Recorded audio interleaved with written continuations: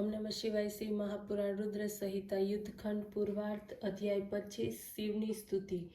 સનત કુમારે કહ્યું કે બ્રહ્માદિ દેવતાઓ નતમસ્તકે ભગવાન શિવજીની સ્તુતિ કરવા લાગ્યા અને કહ્યું, હે પ્રભુ, આપ કૃપાનિધિથી પર બ્રહ્મ અને પરમેશ્વર છો.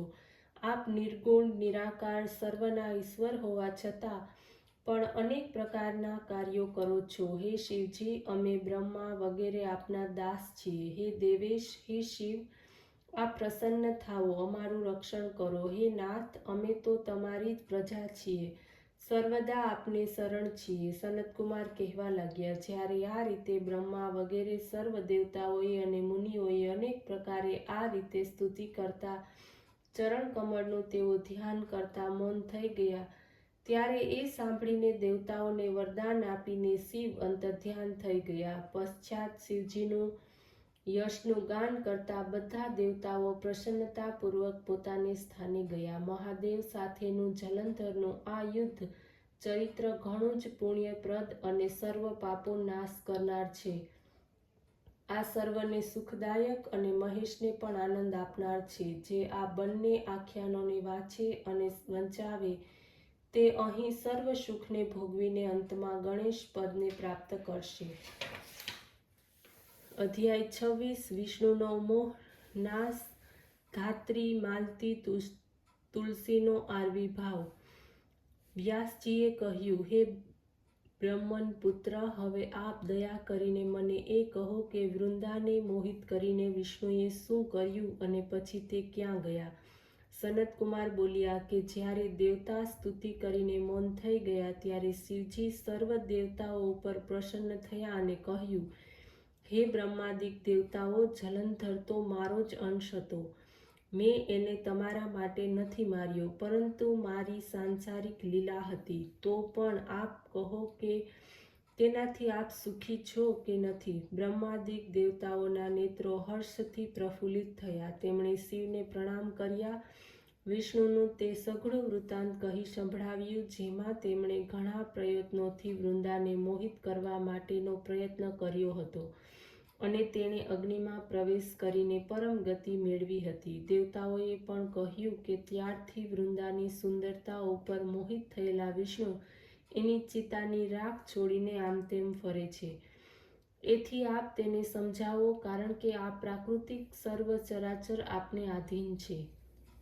દેવતાઓની પાસેથી આ વૃત્તાંત સાંભળીને શિવજી પોતાની દુરસ્ત માયા સમજાવી અને કહ્યું કે આ સર્વ જગત એને જ આધીન છે. એનાથી મોહિત વિષ્ણુ પણ કામને વશ થયા છે. પરંતુ મહાદેવી ઉમા ત્રિદેવોની જનની અને સર્વથી પર છે. તે મૂળ પ્રકૃતિ પર મનોહર છે અને તેને જ ગિરજા કહેવામાં આવે છે. તેથી વિષ્ણુનો મોહ દૂર કરવાને માટે આપ સર્વ તેમના શરણે જાઓ. જો તે પ્રસન્ન થશે તો તમારા બધાનું કાર્ય જરૂર થઈ જશે. શિવજીની આજ્ઞાથી દેવતાઓ મૂળ પ્રકૃતિને પ્રસન્ન કરવા ચાલ્યા. એના સ્થાને પહોંચીને એને પ્રાર્થના કરી ત્યારે આકાશવાણી થઈ કે હે દેવતાઓ, હું 3 પ્રકારના 3 ગુણથી પ્રગટ થઈ છું. સત્વગુણથી ગૌરી, રજોગુણથી લક્ષ્મી અને તમોગુણથી જ્યોતિરૂપ છું. હવે આપ લોકો મારી આજ્ઞાથી જો આદરપૂર્વક એ દેવીની પાસે જશો તો તમારા મનોરથોને પૂર્ણ કરશે. આ વાણી સાંભળીને દેવતાઓના નેત્રો ખુલી ગયા અને ભગવતીના આ વચનોને આદર કરવા લાગ્યા. ગૌરી, લક્ષ્મી, સરસ્વતીને પ્રણામ કર્યા. સર્વ દેવતાઓએ ભક્તિપૂર્વક એ સર્વ દેવતાઓની પ્રાર્થના કરી. આ સ્તુતિથી 3 દેવીઓ પ્રગટ થઈ. બધા દેવતાઓ પ્રસન્ન થઈ ભક્તિપૂર્વક પોતાનું નિવેદન કહી સંભળાવ્યું. દેવીઓએ કેટલાક બીજ આપીને કહ્યું, આ બીને વાવી દો, તમારા સર્વ કાર્ય સિદ્ધ થશે. બ્રહ્મ વગેરે એ બીજને લઈને વિષ્ણુની પાસે ગયા. તેમણે તે બીજને વૃંદાની સીતાભૂમિમાં વાવી દીધા. તેનાથી ધરો, માલતી અને તુલસી પ્રગટ થયા. વિદ્યાર્થીના બીજથી ધરો, લક્ષ્મીના બીજથી માલતી અને ગૌરીના બીજથી તુલસી પ્રગટ થયા. વિષ્ણુએ જ્યાં આ સ્ત્રી રૂપવાળી વનસ્પતિને જોઈ તેઓ ઉઠી બેઠા, કામાસ્ત ચિત્તથી મોહિત થઈને એની પાસે યાચના કરવા લાગ્યા. ધરો અને તુલસીએ તેમની પ્રીતિ કરી. વિષ્ણુ સર્વ દુઃખને ભૂલીને દેવતાઓને નમસ્કાર કરતા પોતાના લોક વૈકુંઠમાં ચાલતા થયા. હવે તે પહેલાંની જેમ સુખી થઈ શિવજીનું સ્મરણ કરવા લાગ્યા. આ આખ્યાન શિવની ભક્તિને આપનાર હોવાથી આ લોક અને પરલોકમાં સદગતિ આપનાર છે. અધ્યાય 27 શંખચૂડની ઉત્પત્તિ. સનતકુમાર બોલ્યા, હે મુનિ, હવે આપ પ્રેમપૂર્વક શિવજીના અન્ય ચરિત્રો સંભળાવો. આ પ્રમાણે શંખચૂડ નામનો એક બીજો દાનવ હતો, જેને શિવે રણભૂમિમાં પોતાના ત્રિશૂળથી માર્યો હતો. તમે પાપનાશક તે ચરિત્રને સાંભળો. બ્રહ્માના પુત્ર મરીચી અને તેમના પુત્ર કશ્યપ હતા. મોટા ધર્માત્મા હતા. સૃષ્ટિકારક બ્રહ્માની આજ્ઞાને માનનારા હતા. દક્ષે પ્રસન્ન થઈને તેમને પોતાની 13 કન્યાઓ પરણાવી હતી, જેના સંતાનોથી સમસ્ત સંસાર ભરાઈ ગયો. તેમનો વિસ્તાર કહેવાને માટે કોણ સમર્થ હોઈ શકે?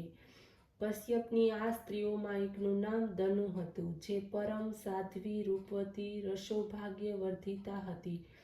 આ દનુના ઘણા પુત્રો થયા. એમાં વિપ્રીચિતિ નામનો એક પુત્ર થયો હતો. તે ઘણો પરાક્રમી અને બળવાન હતો. એનો એક પુત્ર થયો જેનું નામ દંભ હતું. આ ઘણો જ ધાર્મિક, વિષ્ણુભક્ત અને જીતેન્દ્રિય હતો. પરંતુ જ્યારે એનો કોઈ પુત્ર ન થયો તો તેણે શુક્રાચાર્યને ગુરુ બનાવ્યા. તેમની પાસે કૃષ્ણ મંત્ર ગ્રહણ કર્યો અને પુષ્કળ તીર્થમાં જઈને 1,00,000 વર્ષ પર્યંત આસન બાંધીને બરાબર તપસ્યા કરી. એના તપથી તૃપ્ત થયેલા દેવતા બ્રહ્માને સાથે લઈને વિષ્ણુની પાસે ગયા.